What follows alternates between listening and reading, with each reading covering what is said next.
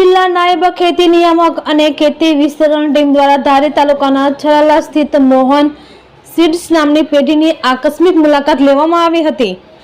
આ પેઢી દ્વારા લાયસન્સની બોલીઓ અને શરતોનું પાલન કરવામાં આવતું ન હોવાનું ધ્યાને આવતા તે પેઢીનો બિયારણ વેચાણનો પરવાનો 45 દિવસ માટે સ્થગિત કરવામાં આવ્યો છે।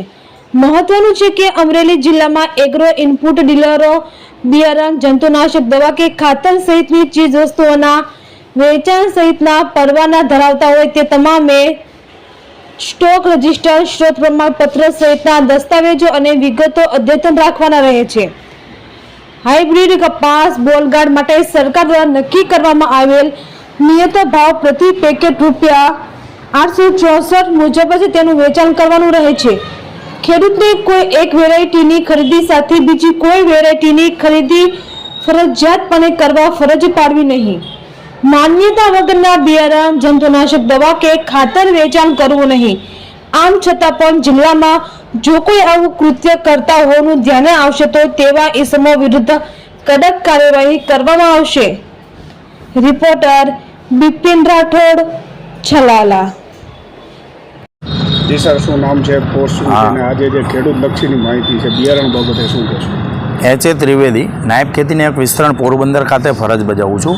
હાલ રાજ્ય સરકારશ્રીના ખેતીવાડી વિભાગે એક સ્ક્વોડનું ઝુંબેશના ભાગરૂપે સમગ્ર રાજ્યના તમામ જિલ્લાઓમાં ગુણવત્તા નિયંત્રણ અર્થે ખેડૂતોને ગુણવત્તાયુક્ત જંતુનાશક દવા, રાસાયણિક ખાતરના બિયારણો મળી રહે તેવા શુભ આશયથી સ્ક્વોડની રચના કરી છે। જેમાં અમરેલી જિલ્લામાં આજે સ્ક્વોડના ભાગરૂપે અમે લગભગ 35 જેટલા વિક્રેતાઓની મુલાકાત કરી છે અને જ્યાં આગળ અમને જરૂર જણાવ્યું છે ત્યાં અમે લગભગ 19 જેવા સેમ્પલ લઈ અને સરકાર માન્ય બિયારણ ચકાસણી પ્રયોગશાળામાં પૃથ્થકરણ અર્થે પણ આજે મોકલી આપેલા છે।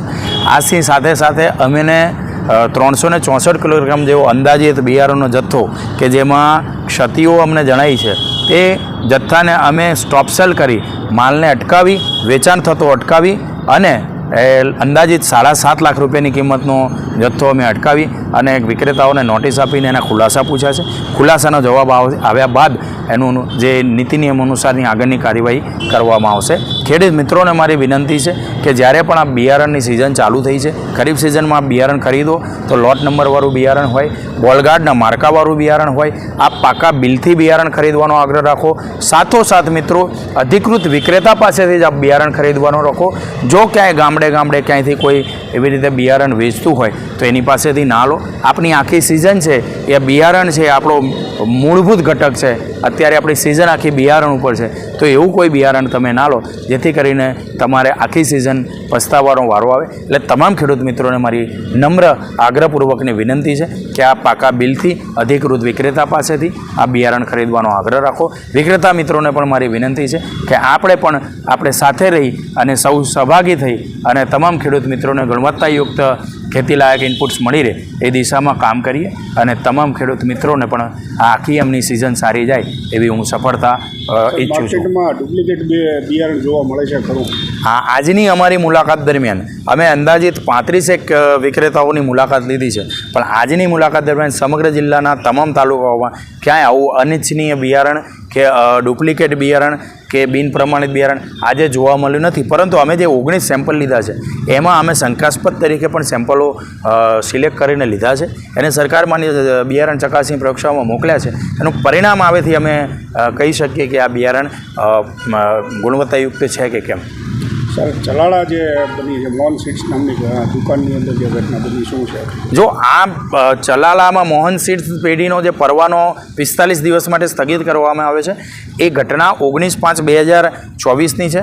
અમારી અમરેલી જિલ્લાની ગુણવત્તા નિયંત્રણની ટીમને હું અભિનંદન આપું છું કે એ ટીમે પોતાની એ તપાસ દરમિયાન મોહન સીડ્સ ખાતે જે અમારા લાયસન્સની શરતોને બોલીઓ હતી અને આ સૂચનાત્મક મુદ્દાઓને જે શરતો સરકારશ્રીની છે એ સરકારશ્રીની બોલીઓ, સૂચનાઓ અને લાયસન્સની શરતોને બોલીઓનો ભંગ થયો હતો એના આધીન એમને એક નોટિસ પણ આપવામાં આવી હતી। ત્યારબાદ એમનો 45 દિવસનો આ પરવાનો છે એ સ્થગિત કરવામાં આવ્યો છે। આથી આ પેઢી બિયારણ વેચાણ માટે પ્રદર્શિત, વેચાણ માટે સંગ્રહ કે વેચાણ માટે કોઈ પણ પ્રકારની હેરફેર આગામી 45 દિવસ સુધી નહીં કરી શકે તેઓને નોટિસ પણ પાઠવવામાં આવી છે।